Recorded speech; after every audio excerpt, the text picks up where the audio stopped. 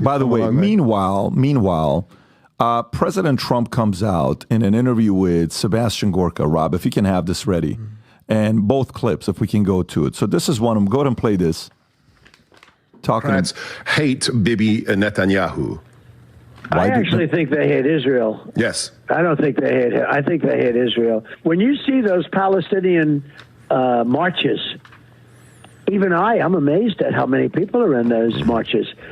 And guys like Schumer see that, and to him it's votes. I think it's votes more than anything else, because he was always pro-Israel. He's very anti-Israel now. Any Jewish person that votes for Democrats hates their religion, they hate everything about Israel, and they should be ashamed of themselves. Now go play the other clip. Go play the other clip, because there's two of them, Rob, I believe, right? Go ahead. Now he's addressing it. By the courts. President Trump, do you think Jewish people who vote Democrat hate their religion? Do you think Jewish people who vote Democrat? I think that the Democrats have been very, very opposed to Jewish people. That's true, and to Israel. All you have to do is look at Senator Schumer. What he did with Israel is a disgrace, and I think Israel will probably not forget it very soon. It's a very sad situation. Do you think the 16-week abortion? There you go. He's so right. Thoughts on this? You right. agree with him? He's right. Look, I was in Israel last week when Schumer gave that speech. And, being in Israel, and I went to the kibbutzes that were attacked. I was right on the border with Gaza, which when you see how close this thing was to Gaza, and that they had basically just like a fence. You have a better fence at your house with some barbed wire. Egypt has 3 layers of fences that are way higher and everything else. And then to see the utter devastation. One of the communities I was in, 900 people live there. 2 people live there now. Jeez. I went to the Nova Festival. It looks like a graveyard of 350 people, but it's a memorial now. I talked to survivors. I talked to people in hostages' families. All of these things. But to be there during that. That's the Egypt border. That's the Egypt border. You can maybe find it on my Twitter, a picture of the border that Israel had with Gaza, which looks nothing like that, and they regret that. And they relied way too much on technology and all that. But anyway, to be there and witnessing what happened, and I also saw the 47-minute video. There's this video that they're not releasing publicly. It is there literally are not words to explain the things that I saw. I mean, beheading people with what looks like a kitchen knife and watching the entire thing. The worst, even worse, and then walking away with the head. I swear on my life. And even worse than that, the worst thing that I saw was you see a father of 2 young boys. I'm actually not even sure if I'm supposed to talk about this, but you see a father of 2 young boys, probably 6 and 8 years old. The Hamas guys break into the house. The father runs with them, grabs them both, trying to get them into the bomb shelter. But the bomb shelter is a bomb shelter. It's not set up to be a defense if a terrorist breaks into your house. The guy calmly walks up and just throws a grenade into the bomb shelter. You see the dad's body basically just explode and drop dead.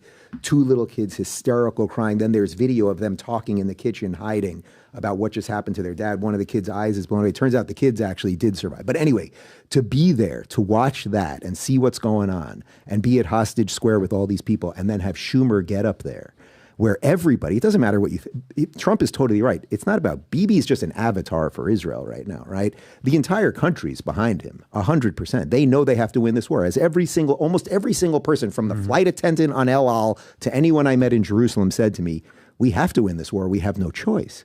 There's no choice. They win this war or the state does not exist. And by the way, there's a bigger war brewing on the north because Hezbollah is way stronger than Hamas and they've got something like 100,000 rockets facing them. So there's a cataclysmic series of events on the horizon here. But to be there while Schumer, and the thing is, Schumer, it's the most cynical thing you can do. What Schumer has realized, and I think what the Democrats have realized, is they don't need the Jews anymore, basically. And for Schumer as a Jew, I think there's a particular version of kind of hell in that. But what they've realized is they're winning California no matter what. They're winning New York no matter what, despite our earlier segment. And they're losing Florida no matter what. That's pretty much the entire Jewish vote. So now they suddenly see 50,000 Muslims in Dearborn, Michigan as important. And Biden has dementia, and nope, he's not running the show. And Schumer did, to me, it's the most cynical, awful thing you can possibly do right now. And to be there during it was What is wild. that? What is that? What do you mean? Schumer. What did he say? Oh, no. In essence, I mean, he completely threw Israel under the bus. They're fighting an unbelievably just war. You know, if you compare it in numbers, imagine if 10,000 Americans were killed and several other thousand were kidnapped, and then right when they get to the end, because Rafah now is the end. This is the end. The hostages are there. Who knows if any of them are alive at this point? And if they are alive, just wait till they get them out and they look like Holocaust survivors, what the emotional reaction to that is going to be. But they're right at the end, and right at the end, you basically call to depose a democratically elected leader. This has nothing to do with whether you like Bibi or not, or what your feelings on his politics are or anything else. He's a rightfully elected leader of an ally. And even if they weren't an ally, they're a democratically elected government. And to basically call for them to be deposed, I thought we're not for nation building. Are the Democrats suddenly for nation building? But to do it to a country that's in the midst of an existential war is completely beyond the pale. I mean, Schumer, he's trading. He basically wants to get beheaded a day later. That's what he's trying to do. He's trying to bury his head in the sand so they behead him a little bit lower on the. Did you see Bibi's response? He's just said, look, as a democratic country ally of the U.S., whatever you feel, don't call for elections, because that's basically what they're calling for, elections for Bibi. Now, we all know what happened in Israel prior to October 7th. It was very contentious. The Supreme Court, what they were stacking the court, just in the context of America, some people don't know how it works in the Knesset in Israeli politics. You have the left wing, you have the right wing. It's also a parliamentary system, right? So Bibi is on the right. He's basically the Donald Trump of Israel. But in order to basically put together a coalition, he had to align himself with the far right extremists, the Orthodox community, the religious. But the people on the left, here's the biggest thing. The people on the left, the people that were killed at the Nova Festival, the people that were killed in the kibbutzes, those were the leftists. They were all lefties. Those were the peaceful people. Those are the people that are screaming from the rooftops, we have to coexist. We have to help our Palestinian brethren. Those are the people that were massacred. By the way, so now there's uniformity in Israel. They're killing the people calling for peace. So those people are now completely silenced, and they're just like, look, end these guys. Yeah, the left there, the peacenik left is over, and it should be over. Frankly, I never believed in it, but it should be over. The Palestinians don't want a state. They want to make sure that there's no Israeli state. That really is what that is. Yeah, Israelis are gone. Yeah, so. That's one part of it, but the left there has largely disappeared because the people that live down south, as you point out, they wanted a lot of the people that broke in on October 7th. They worked at those kibbutzes. They'd come in every single day and work and make money. One of the things that they did, we saw this there. They would put numbers on the houses so that the Hamas guys knew how many people they were supposed to kill in each house because they had workers there that work with them. So that thing has collapsed. But for Schumer, and by the way, this has nothing to, I happen to be a supporter of Israel, obviously, but if Schumer did this or if a Democrat leader did this to any democratically elected government, it would be wrong. We wouldn't want an ally saying, look, Joe Biden has dementia. Everyone knows it. Our policies are horrible. Imagine if France was like, you know what, it's time for, if the French prime minister got up there and was like, it's time for Joe Biden to go, and the American, we would all be like, he's got fuck off, motherfucker. Right yeah. And take Dave, care of his husband. But are you on board that one? 100. I'm with him. And by the way, nothing wrong with that. But the way they're putting it, like since 15 years old, that was your teacher. That's called pedophilia. Anyways, I don't want to go through it. Go ahead. So Dave, I have two things. So when you said about the Jewish people, basically, are they abandoning like full whole what he's doing, how they're treating, with Schumer treating this? Because basically, it's for votes. He's literally turning his back as a Jew, saying the hell with everybody. He wants those votes. Same with the left. Again, the Schumers, illegals, open the border. They're just that hungry for power. Have they lost the Jewish that block for good? Is that it? I think they are it's a horrifically cynical political calculation to just look at the numbers. I don't know what percentage, maybe we can figure it out. Jews live in New York, Cali, and Florida. And if you know the results of those elections already, you just don't need them anymore. It's as simple as that. By the way, it's why the Democrats always win the black vote and then never do anything for blacks. It's like, we'll get these people to vote for us and we don't have to do anything for them. This is pretty freaking spectacular. So it's a similar version to that. So Schumer also, you have to remember, this guy's been in politics. It's not as long as Biden, but he's a piece of the machine that has existed for so long that he's just running cover to maintain his power as much as he can. I don't even think that takes great analysis to figure out. Yeah. And when he's doing that, if he has to throw his own people under the bus, and by the way, this is a guy who's been pretty good on Israel as a Democrat. I mean, he was against the Iran deal, which I think was the right position, but it's a horribly cynical thing, and I hope for the rest of his life, every time he steps foot in a synagogue, he's booed out. Good. Watch this here. 16% of Jews comprise approximately of New York City's population, making the Jewish community the largest in the world. Outside of Israel, as of 2020, just over 1.3 million Jews lived in the 5 boroughs of New York City. Over 1.912 Jews lived in New York, Newark, Jersey City overall. So again, if these guys got fully pushed away, and they have influence. I don't know where we were at. We were in the Bahamas. I don't know where we were at. There's like 100 Jews from New York who were in Bahamas, and I'm there with the family, Moralty, kids, we're just having a good time. And one by one, they're all coming and we're talking to them, right? Vinny, weren't you with us? No, mine was at the airport with like 30. And they're all like, yeah, let me tell you, we're from this and we're from that. And then the wife comes and this person comes and that person comes. I'm like, so where are you guys politically? Because, most of you guys are this, well, listen, I'm not going to vote for Trump, the wife. And it's like, well, I'm trying to figure out my wife.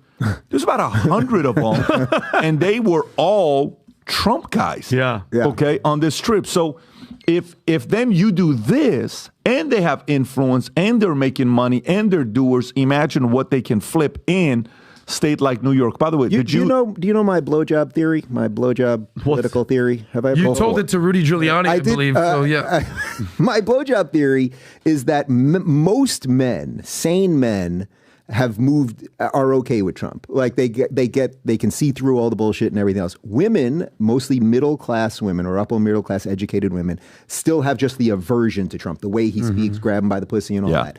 And at the end of the day, guys like getting a blowjob.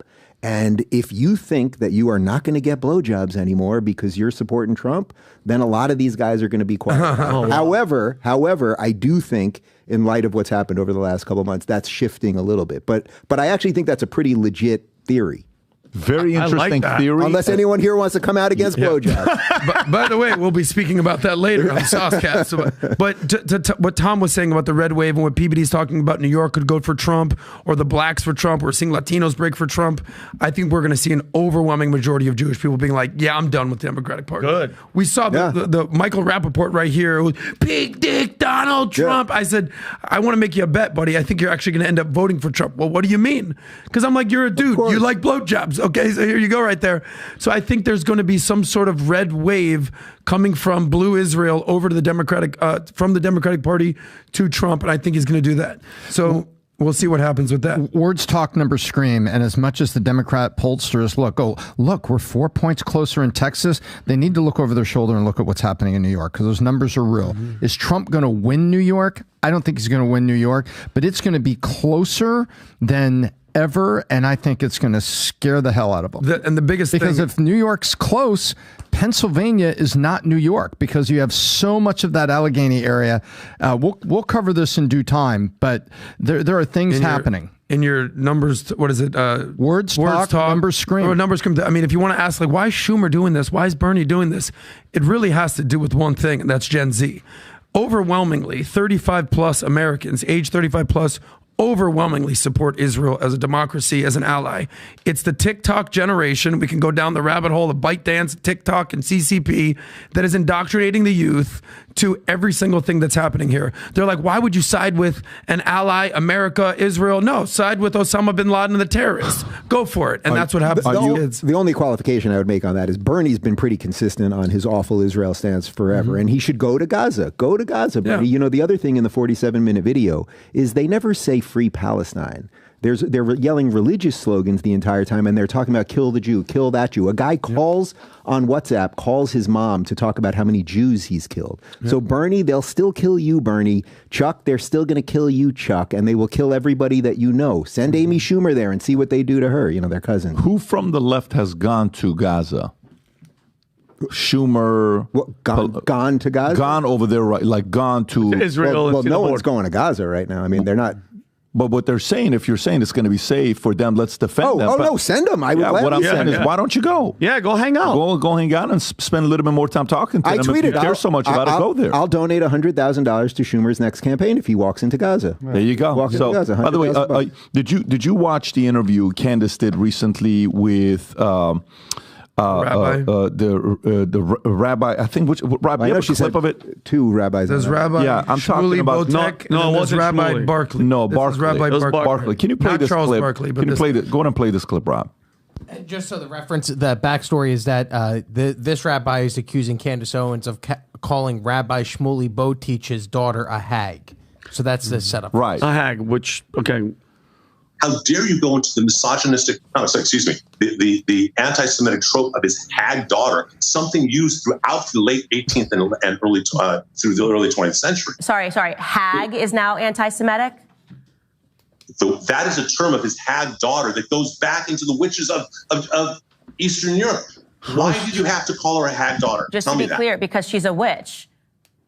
I think she's a witch. That's not because she's Jewish. I would call someone a hag of any color. I think she's a witch. What they have done over the last 2 years, I believe his daughter is a hag. I said that because that's what I believe. You may disagree with me on that, but to say that that's anti-Semitic is ridiculous. I would call any person a hag. Candace? Well, here's my thing. And I watched this entire thing. It was really, really difficult because, mind you, I don't think Candace Owens hates Jewish people, but to like, for instance, if I called Adam just off the cuff, I'm like, you old ass hag. For somebody to have to for somebody to have to go all the way back to whatever century that he's talking about and be like, what you're saying is anti-Semitic. It's like, I felt, this is me personally, Dave, like he was searching for something because I don't know if you guys know Rabbi Shmuley. I don't know how it is in the Jewish community. The guy's a rabbi, which is technically, holy. She's like, he sells butt plugs and dildos in a business with his daughter. Candace thinks it's not good. In my opinion as well, I don't think anybody in the religious sect should be in business with their daughter of all people selling sex toys. That's the angle she took to say that it's anti-Semitic and that she doesn't like Jewish people. I think it's just reaching and looking for something to just label her, which I think is dangerous because like she's not. If you saw, did you see this thing, Adam? Did you see the interview with I did. the rabbi? And I'll respond when you want. I'm saying, do you think Candace Owens saying that Rabbi Shmuley, who he and his daughter have been attacking Candace for over 2 years, that her calling the daughter a hag, in her mind, she's like, yeah, this is anti-Semitic. Let me go for that. Well, I'm going to let Dave respond as well, but I'll just say, look, I've been called, and shout out to the chat and all our friends out there, I've been called every name in the book for Jew, for this, for that. It is what it is. I believe in free speech. Say all you want. Inciting violence, sorry, guys, I don't play that game, nor should we. I don't know this guy or the rabbi, but I watched the interview. She said her words, I believe, like, any Orthodox person, whether you're Jewish, whether you're Christian, whether you're Mormon, whether you're Muslim, they have kids. They believe in having lots of kids. Of course. So it's fun to say butt plugs and dildos. No, they have oils and lotions and potions to help keep the spark alive in your relationship. Cool. I don't really care. They did an interview with your old friend Cenk Uygur and Rabbi Shmuley, and they did that. Right. And look, and he's like, yeah, I don't really give a shit about this. The reality is, let's get to the actual point here. Whether his daughter owns some sort of sexual orientation, they own it. Whatever it is, I don't care. That to me is so the most irrelevant thing here. It's the moral equivalency of what Israel defending itself versus terrorism. That to me is what. But going to this though, what her comments about Shmuley has nothing to do with anti-Semitism. Yeah, I think it's just her. By the way, Candace is the one that went to Jerusalem when they opened the embassy. She's not anti-Jewish. The fact that that guy could take that hag comment and go back to that's like me sneezing right now and Adam going "Hachoo," and you go, "Oh, you said Jew." That's anti-Semitic. You did. Yes, I'll say last thing, and then I'm going to let Dave do his thing. What I will say this, there's people that overreach, and that on all sides, but especially on the Jewish side of things I'm talking about right now, guys, my friends, not every criticism of Israel or Jews is anti-Semitic. I'm happy you said that. I'm sorry, but a lot of it is. Yeah, no, there's a lot, but, a lot of but it this is reaching for something that's not agree. there. I don't even the Hag thing going to the witches. Did you even know that? You're Jewish. No, but that's where you get reaching. I called my grandmother an old hag. I didn't know it was anti-Semitic. Last point,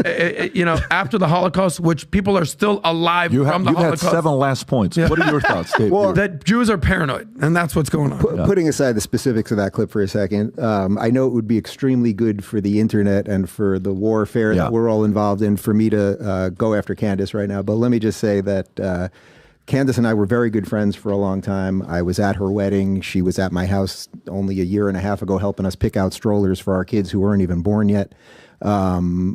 In large part, I kind of discovered her when she was known as Red Pill Black on YouTube. And I brought her on my show. We did a something called YouTube Week where we take little YouTubers.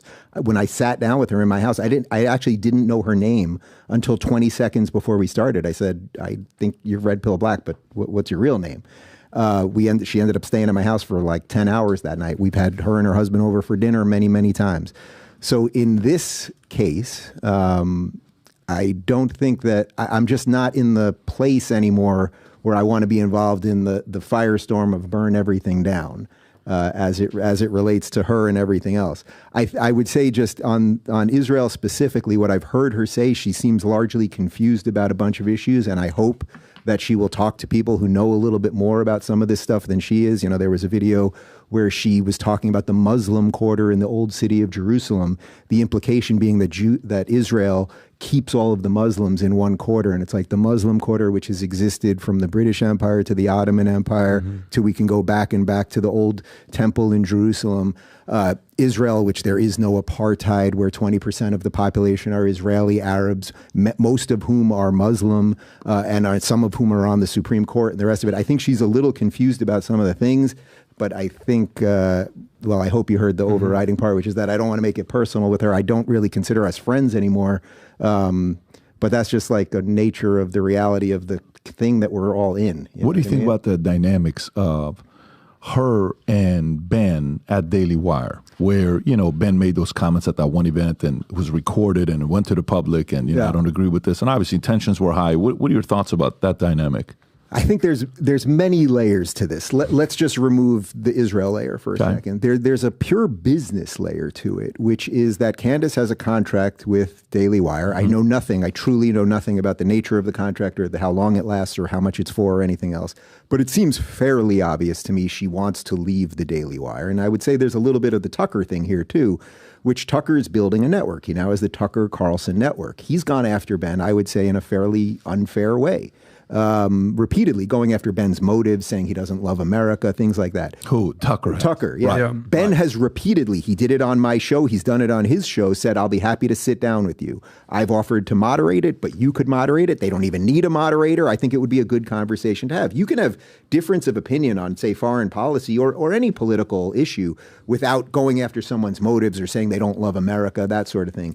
But at a business level, Tucker now has a network that is in competition. He's building a network now that is in competition with the Daily Wire. So it would be pretty great to take out Ben Shapiro. That's just reality. You think that's what it is? I think that there is an element of that. I'm removing just the specifics around Israel or politics for a second and saying that and I think Candace, to her own, whether she wants to join Tucker or do something else after, start the Candace Owens network, whatever it might be. I think there are realities outside of just like the political fights. And that's why in this case, it actually, for me, it has more to do with that we were friends for a while. I'm trying to honor and respect that. We were quite good friends, and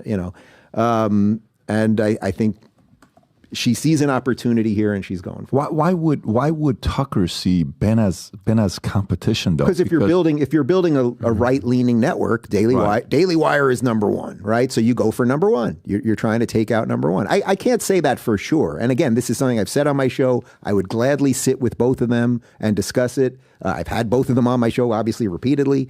But I think there is some reality there. If Tucker's going, well, what is the new right? What is the future of the right? Tucker's just doing that to Ben because not just. I think there are legit political differences. But think about it. If you're going, oh, this guy's got the online network. That's the right online network. And now I'm trying to build a network.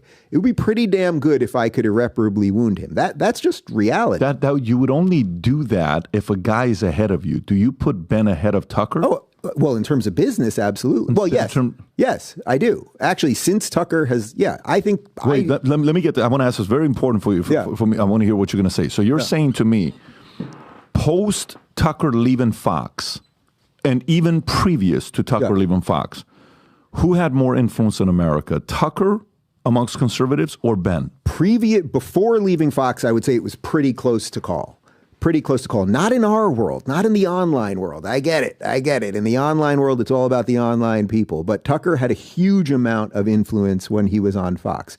It's a little hard to say how much his influence is now. That's not a shot at Tucker, by the way. I see on X, he has gajillion views on everything. We don't know exactly how they're quantifying views if you just skip past it and all that. I know you take the counter on this. I'm not even saying that. I'm not taking a counter. I like both guys. I'm not a No. In terms of influence post Fox, right? You would say his influence is way greater post Fox, right? Yeah, no, there's two different things. There's the let's isolate concerns. The isolate concerns of, Ben, the CEO hat, the Israel hat, the conservative hat. He put Israel 1, conservative 2, Daily Wire 3. That's just when he did that in that event, when he called out Candace, he went Israel, conservative, a Jewish audience. Then he went CEO, Candace, part of this network. He's not the CEO, and he hasn't been the CEO co-founder, for at least co-founder. But even when people think about Daily Wire, they don't think about Jeremy Boring. They think about Ben Shapiro. Right. We know Jeremy's the operator. We had him on. We had a very good conversation with him. But you think Ben. You don't think, the optics of it, yes. I guarantee you, if we did a poll right now and you ask who is the CEO, they would say Ben Shapiro when I ask you the question. Okay? So you have a big responsibility because a big part of Daily Wire's success is Ben. Ben is a behemoth of an influence. But in regards purely to Tucker versus Ben, to me, you think Tucker doesn't have the kind of influence since he left Fox as Ben does? No. That's not exactly what I said. I think it's hard to quantify Tucker's influence is. Can you put up Chartable? Pull up Chartable. I don't think it is because, by the way, when you go to Twitter, I agree with you because some of the stuff on Twitter, you're like, 400 million views. Well, it's not really fun. Then on YouTube, it does 50 million. There are 350 million Americans. They're telling us things. Can you go up and type in Tucker? Just type in Tucker in that if you can. And does Tucker's show come on? It should come on. You know what? Just type in Joe Rogan. Type in Joe Rogan. And right there, Joe Rogan Experience. And if you can go to Apple, go to Spotify Podcast, Top America Podcasts. Just click on the first one. There you go.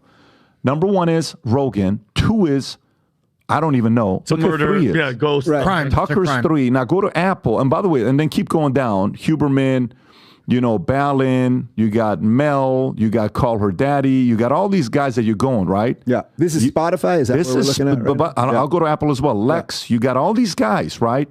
You don't see. I know that guy. But no, what I'm saying is you don't see, there's Candace, there's Jordan. Okay, so now go back on Chartable and go to Apple, okay? And on any given day, Joe's always number 1 on like a golf score. But obviously, Apple has different kind of algorithms. Keep going lower, keep going lower, keep going lower. You got Huberman. Ben is there, 18. Go a little lower, little lower, little lower. On the Apple side, keep going lower. Does Tucker even put his stuff on Apple? There he is. There it is. Click on that. Click on that. Click on that real quick. Okay, so now we see the ranking there. Zoom in a little bit. So on Apple, he's 65. On Spotify, he's 3. Okay, so to the Spotify talent, he's way ahead. To the Apple podcast, Ben is way ahead. To the Twitter views, I would say Tucker's way, way ahead on the Twitter views, which Twitter is now getting God knows how many people that are logging on a daily basis. And I would say even on YouTube, if you go compare data. So I'm asking this because I wonder if a part of Candace's dealing with Tucker. So are you insinuating? Are you speculating that maybe Candace is trying to leave to want to go join Tucker? I think it's definitely okay. So that's possible. What you're thinking, or to start her own network. Okay, but I think what you just illustrated there, in that Tucker was way down below Ben on one of them and above on the other, and also the Daily Wire has a massive subscription game. I don't think Tucker has a subscription. No, he does not. So think about it. The Daily Wire is I don't know what their rev is. Maybe I don't even know if it's public, but they're generating a huge amount on that side. They're real business. Yeah, they're a unicorn. I'm not undermining the business value. I'm talking pure influence, pound for pound, Tucker versus Ben. Right. So all I'm saying is it's a little hard to quantify. I think we're basically saying they're roughly in the same world, right? Like, you're not giving me anything empirical here that's showing me that Tucker's blown out. They're basically in the same world. But if you're Tucker, and let's say you're 65 that you just showed us on Apple, and Ben was, 18? Well, in the world that they live in, a lot of those people were doing culture podcasts and fashion podcasts. The guy you want to go after is number 18. It's not the girl doing. I'm trying to really in my mind wrap that around, to see if that's if you took out the Daily Wire, those subscribers got to go somewhere. I don't think Tucker's playing that game. You see, for me, I asked three questions. I don't know. I asked 3 questions, and I've been asking it for a while. Does Tucker want to be Roger Ailes or Rupert Murdoch? I don't think so. Does Tucker want to be, Rush Limbaugh and, just stay in this, and he wants to have the biggest influence politically on the conservative side? Maybe. Does Tucker want to be Churchill, to go from a journalist to eventually become a president? Maybe. I don't think Tucker's goal is to be a billionaire. I quite frankly don't think he gives a shit about being a billionaire. I think he loves his life. On the other side with Ben, I think Ben is also a crusade guy, and his loyalty is going to be to his community. As a Jew himself, he's going to be supportive of that. But I think since October 6th or 7th, October 7th event that took place, he has proven, hey, zero compromise here. This is where I stand. And in some areas, it's hurt him, numbers-wise. In some, it's hurt him. Whereas I think Tucker is willing to criticize his own side and the other side. And that's where Tucker's been able to stay a little bit more fluid and gain a little bit from all sides, versus Ben isolated himself a little bit. Now, I may be wrong. Well, what would you like to hear from Ben that you haven't heard when it comes to this? No, there's nothing about here. I'm Armenian and I'm Assyrian. Guess what? I'm going to be pro-Armenia, pro-Assyrian. Yeah. But I'm also going to give by the way, there's a video. Somebody made a video on Instagram or Twitter, and a Syrian guy told, well, Patrick, I don't like what he said about Assyrians. That's my brand. My brand isn't that I'm just going to sit there and not be critical of even my own mistakes, things I've done in the past, things our community's done. I'm going to be openly talking about it. Our brand isn't to be 100% blinded to whatever. I think when you do that, but Candace works at the Daily Wire, so she says whatever she wants. So Ben is not the CEO, but she's expressing whatever she wants, and then he's a pundit, right? So he's allowed to. It's different. I think it's different. I'm not. I think it's different. I think the only reason it's different is, coming from a perspective of somebody that you brought over to you. Okay, that your face. The face, and then how you protect somebody on that side is a different story. And that was. But are you saying he shouldn't criticize her if he thinks she's wrong about something? The same way that she will criticize. Candace goes after everybody that she disagrees with. Yeah. No, I'm not saying he shouldn't criticize her. I think what happened post October 7th was in some ways good. In some ways, bad. Not as an event, folks. So don't put the good as in it was good for what happened to the people. Zero. That's not what I'm saying. Mm-hmm.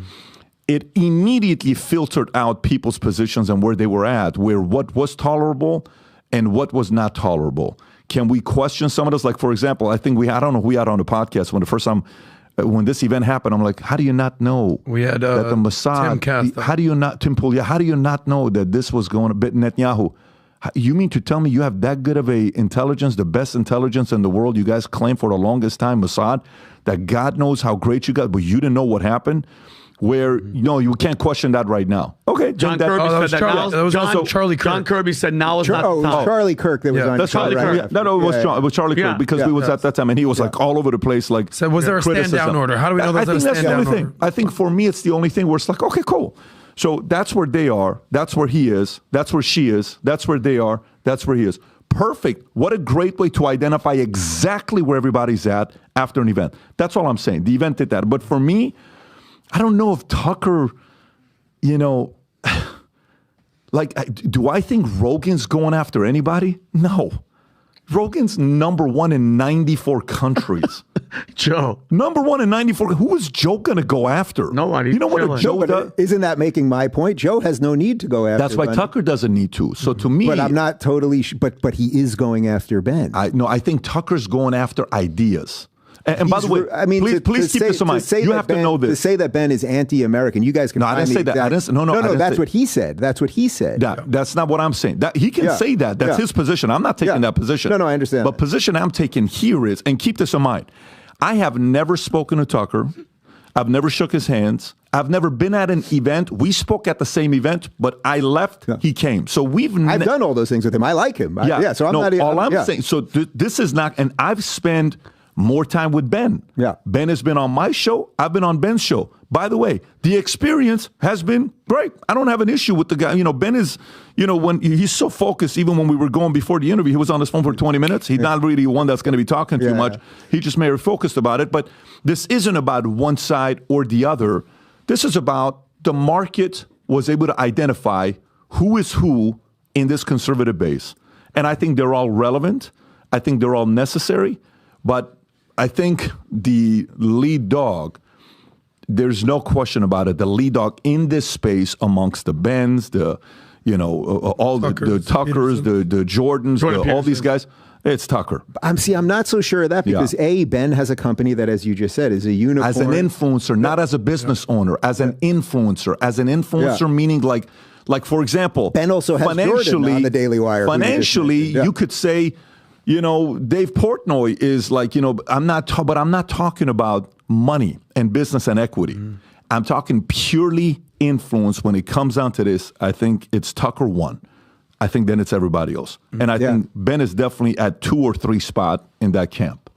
I don't know that we can fully quantify that. I'm not saying you're wrong, by the way. I don't know that we can fully quantify it, but clearly there's a gray area here that you might be right. However, can I change it for you? You know who's, in my opinion, who's a number one most influential Jewish voice ever since October 7th worldwide? John Stewart. Sosnick? Oh, God. I hope it's not John Stewart. Out of everybody? Out of everybody. John Stewart. I'm going to tell you what I'm going to say. Number one most amongst the Jewish community. You can put Netanyahu in there, Stewart in there, Shapiro, and you can throw everybody in there. You know who I think is number one? Who? I think Ben's number one. Ben Shapiro. Yeah, I think Ben's number one. Yeah. I don't even. But I thought you were going to pull a trick out of your head. No. But there. what I'm saying to you is, I think after October 7th, it was him every day. He is bigger than Netanyahu, is what I'm trying to say. Too. To me, his voice for that community carries more weight than anybody else. That's all I'm saying. Can I ask you guys a policy question here? Because I actually think you're both right in a certain context. I think it's not even question as far as influence and notoriety. It's Tucker. It's not even a question. From a business side of things, what he's put together at the Daily Wire, most people don't know Jeremy Boring's name. They think it's Ben and the super team he's put together with Peterson and Walsh and Candace. The third thing that I want to focus on is the policy, though, because this comes down to more policy. Ben, I think, is staying more true to what the Republican Party has meant in the past, whereas Tucker has sort of adopted the MAGA, even though he talks so much trash about Trump, he's sort of adapted sort of the new MAGA policy perspective. And the question of, and this is what I want to get your opinion on, the isolationist perspective versus the interventionist perspective. It's clearly that Tucker has now aligned himself with the non-interventionist camp, the isolationist camp. Candace has basically come under that as well, where the Republican Party used to stand for free trade, peace through strength, taking out our enemies we have to. Now it's no foreign wars, no funding of wars, no free trade. How much of this is a straight up policy debate about intervention? Well, I would hope that most of it is. My guess is that that's actually not true, but my hope would be that most of it is. As for intervention or not intervention or that kind of thing, what's interesting is Ben has pointed this out repeatedly because Tucker has implied and again, I'm not sitting here as a lawyer for Ben, but Tucker has implied repeatedly that Ben has called for troops on the ground over there and everything else. I was just in Israel. There was not one Israeli, literally not one. I don't think you could Google all day long. I don't think you can find one influential Israeli that has called for troops on the ground. They want the ability to finish a war themselves, and they do need some help with weapons. But the last thing that they want are American troops there, because that will not go well for America. It will not go well for them. It won't go well for the region.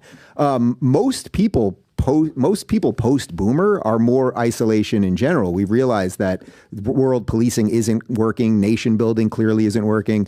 My personal belief is that we should have allies who we have a common cause with and we believe in democracy with and have similar values and things of that nature. And Israel, certainly in that part of the world, is obviously that.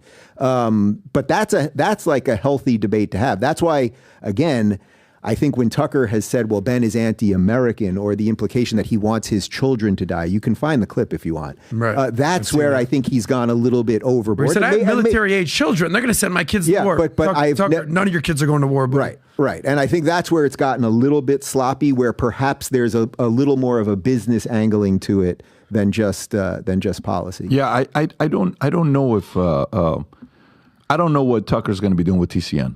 I don't know. I don't know if the I don't know either, but he's calling it a network. It's on the right. Yeah. I mean, I don't know what that brand is going to be, and I don't know what they're going to be building. Has he signed anyone yet? He's raised $15 million, and he, by the way, everybody and anybody is in talks with them who wants to be a talent, who wants to take their talent somewhere.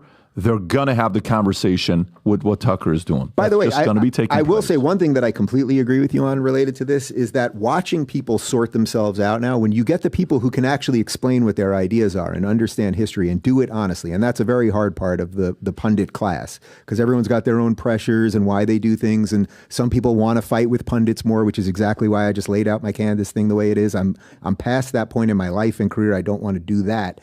But the sorting of ideas, when you can really, you have a good sense of what Tucker believes. You have a good sense of what Ben believes. You have a good sense of what I believe and what these guys believe. Right. That is good. That is really good. So the fact that has been illuminated to us a little bit more over the past few months, I think is quite good. Doesn't mean that all the other pressures related to business and clicks and everything else don't exist. But I think knowing what people think a little bit more is way better. For sure. And great. That gets you to say no, yes, absolutely, maybe, sometime, absolutely not. You get to pick and choose and go through the people. That way, that's the marketplace. Yeah. And I would also say unfortunately related to Israel, because it brings up a lot of old hatreds, and Jews do tend to be a little more sensitive to, genocide than perhaps other groups. That watching a lot of the pundit class just pontificate on a bunch of things that they have no idea about. And I'm not calling anyone out specifically here, but this you see on mainstream, who have no idea of the history, no idea of the British mandate of Palestine. And a country called Palestine never existed, with a people known as Palestinians who lived in it. And if you look at the Palestinian national soccer team from the 1930s, it was all Jews. And the Palestine Post, which is now the Jerusalem Post, was the Jewish newspaper. And the Arabs used to boycott Palestine because that's where the Jews lived. They have everything so backwards. Unfortunately, that it gets harder and harder in a time of algorithms for people to tell the truth. I'll wrap it up and move to the next story. Tom, did you want to say something? No, I was going to echo Dave. Go look up at your history. It was massive Jordanian immigration of people who then identified themselves as Palestinians. Well, there is apartheid in the Middle East. It's in Jordan and Lebanon. Do you know that in Lebanon, you can Google this right now, there are 30 some odd jobs that Palestinians cannot have in Lebanon. There's no job as an Arab in Israel that you can't have. Jordan is run by the Hashemite Kingdom of Jordan, and they have about 60% Palestinians who do not have equal rights as the rest of their citizens. So a lot of this is just confusion. And then I think it's attached now to the fact that Jews are a little sensitive to being exterminated 75 years after the Holocaust. I'll say this and we'll move on to the next story.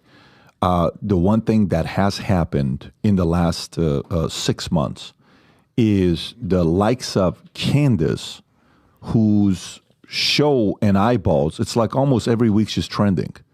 Yeah. Every single week, Candace is trending. It's not easy to do, by the way. This is a woman that just had her third kid and, doing the show and having the family and all this other stuff. And it's like her husband, you got to go and travel back and visit family there, and you got to come back here, and you got to do this and you got to do that. Her shows exploded. Tucker has obviously been exploding, but even more because he is willing to go on the road, talk to anybody. It almost seems like he's very accessible to anybody. Like he'll get on a plane, go to Romania, and then he'll go to Russia, and then he'll go over here. That takes a lot of work. Most people don't want to do that. And he's got a family, and he's got the kids, and he's got this. So you got to give him respect. So when I watch data and numbers, how the market reacts purely based on data, you'll see that taking place. And I think both of them, the audience is saying, whether they agree or not, they want to hear what Candace has to say. They want to hear what Tucker has to say. And that's very hard to consistently keep. Sometimes you can be hated, but you still keep your audience. Sometimes you can be loved and you still keep your audience. There's people who are loved, but nobody wants to see them anymore. And there are people that are hated that they no longer want to listen to those guys anymore. If your loved audience still wants to watch you and your hated audience still curious to come back to you, you're winning. And I think those two guys are winning. So it'll be interesting to see what happens here moving forward. I think Ben necessary. I think Candace necessary. I think Tucker necessary. I think all these voices are necessary in a marketplace, and they keep killing it. Okay. All right.